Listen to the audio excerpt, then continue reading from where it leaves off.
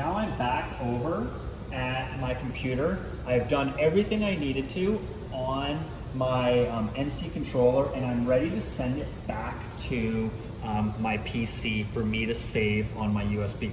So the very first thing that I like to do is escape out of here and just be back on your happy home screen. I find when you are sending and receiving programs, it is best to do it from the home screen of the simulator. So the next thing we want to do is we have our CNC unit memory, and we have the two sides. Again, this is the side that's on our PC. We have our initial program, and then we have our program that is on the simulator that we have modified and updated. It does not automatically update our program as we are editing. So this program on our CNC memory unit is different than the program that is on our PC. So we want to send this one back. So again, we want to be on the CNC unit memory side. We select our program, and before, when we initially sent our program over, we clicked here and we sent our white piece of paper and red arrow. This time we want to select our program on the CNC unit memory, and we want to select our white piece of paper and the blue arrow. This is sending our file back over to our PC. We want to make sure that it shows that it is copied and the process is complete. Now when I minimize out of my WinDNC program, I can go back to my CNC program folder, and I can see that this program has been updated. It is the time right now, and I know you can't see the time on my desktop, but if I double click my program, just in case you get this alarm, this is actually kind of nice it did this. It doesn't understand which file type to open a PIT in.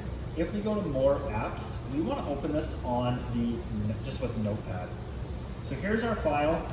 So a couple things I know that we have ran this on the simulator. Very first, we have these symbols here. We have the percentage sign, comma, MX, dash, dash, comma. That means this has been sent over from the simulator back to our PC. But if we look, I can just kind of remember some of the codes we had issues with. N145 was one of them. You can see that this Y minus 2.5 has been updated. We can see my line N235. It was incorrect because before this was an O, now it's a 0. So this line has been updated, as well as my G43 Z1D05M08 line. So my line N470, this was also wrong. So I can tell really quick that this program is the one that has been updated. What I want to do next is I'm just going to close out of this. I will save this file onto my USB. I'm still going to keep it as my program number because when we load it on the CNC machine, we'll follow the same process of going to my CNC programs and then uploading it through WinDNC onto the machine. But I want to save this either onto my locker, or I want to save it onto my USB for when it comes time to upload it on the machine. When I have finished and I know that this is good, what I want to do is I want to delete this file out of here. And I'm actually going to delete both files. Actually, maybe I'm going to keep this on here just because I don't know whose it is. Make sure you delete your file. That way no one else can come in and steal it or use it, reference it for theirs. It's really important because we don't want to have any academic integrity issues. We want to make sure that everyone's going to be honest and accountable for their own work. Another thing we want to do is we want to come back to our P program on our actual mill. And not only do I want to delete it off the computer, I also want to delete it off here.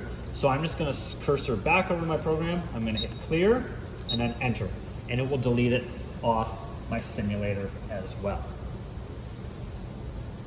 So those are the processes involved in sending your program from the computer to the simulator, doing any of your simulation and troubleshooting, and then sending it back to the computer. Personally, I think it's best that you do all your troubleshooting and all your editing on the simulator within reason. So when I say that, if you have 5, 6, 8, 9 edits you need to make, I think it's best to do it on the simulator because it kind of gets you more comfortable to using this.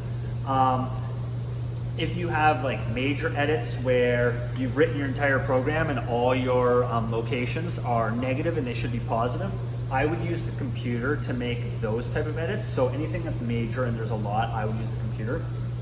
Do not be switching back and forth.